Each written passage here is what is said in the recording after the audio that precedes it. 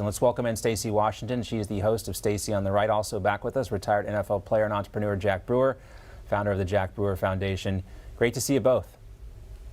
Good afternoon. Obviously details are sort of, seeping out here and there, but, a lot of people are asking, did Tucker possibly know something, was changing at the network? Obviously, it's not the Fox of yesteryear. Want to go back to his speech, the Heritage Foundation, over the weekend. Here's another clip from that. Things go south at Fox News, there's always a job for you at Heritage. Well, you've saved me before, so thank you. We do that for a lot of people very happily. So a lot of people think he's going to be just fine, though, Stacy, and probably stay independent. But his comments now, just from a few days ago, do seem somewhat interesting. I think that's a coincidence. Look, he's worth over $30 million. And the best part about Tucker Carlson is what you see is what you get with him. I met him at a friend's house about 5 years ago, a friend of ours who lived in a house that has a chapel in it. And he was the keynote speaker at a conference here in St. Louis. And I brought my book along for him to sign. And he actually took time to shake my hand, ask me, if I'm married, have kids. And then he took questions from us afterwards. We had a group picture. And then he stood in at the fireplace in the chapel and took questions from us for almost an hour about his personal life, his family, his work, the Daily Caller. So he really is a genuinely nice individual, and he's a true believer. He doesn't just say, oh, this, oh, that. He really seems to have a fire in his belly for the truth. And so he's like uncancelable, like Joe Rogan. He could go anywhere, Rumble, here at Newsmax, and really have an amazing continuation of his career. He could go independent like Megyn Kelly has and be very, very successful. So I'm not really worried about him, but I do think it's interesting in the context of where we are in this country, where just someone changing jobs, everyone's wondering if it has anything to do with him telling the truth. And that's telling.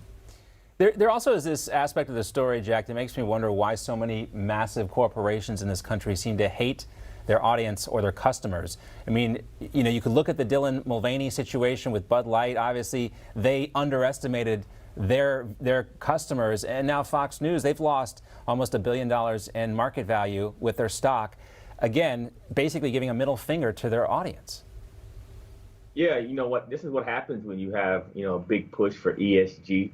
And a lot of woke agendas going into corporate America that's really forcing, executives at a high level to just completely throw out their identity and their culture that they've created over the last, 30, 40, 50 years. And that's what's happening, across the board in the U.S. as you see these companies become more woke.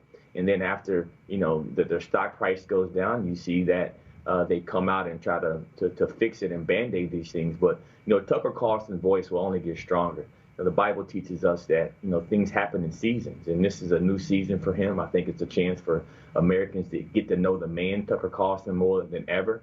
And he'll be called to be a voice on issues that we really need to hear about, as we go into the next, few years. Things are changing in our country. We need strong conservative voices like this that can resonate with people. I know personally, anytime I went on Tucker Carlson, my foundation saw increased numbers of donations, and he's done so much good by just his presence. And so I'm praying for him, and I think that, he'll continue to be successful and probably be elevated because of this situation. A lot of people turned away from Fox, and he was one of the last people they kept watching for, and he's out. So clearly that, coupled with what we're seeing with the stock, definitely going to be an interesting chapter. Let's talk more about your foundation, Jack. You got a lot going on, including a big gala coming up this week, and I'm happy to be part of it.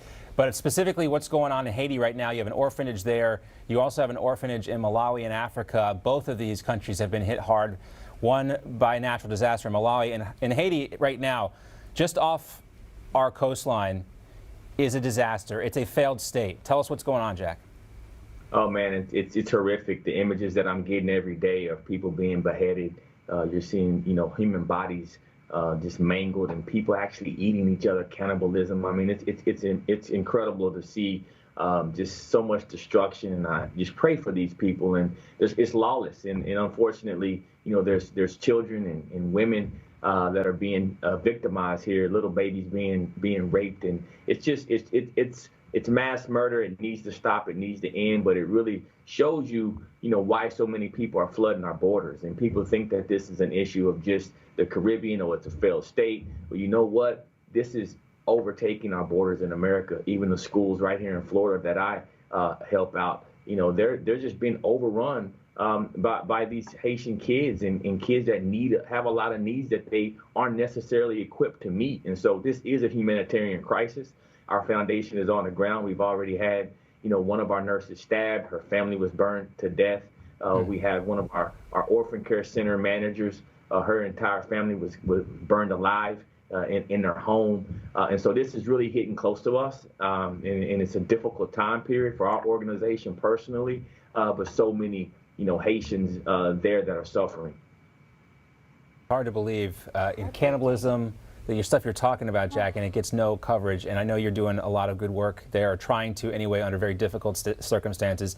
Stacy, great to see you. And Jack, great to see you as well. We'll talk soon.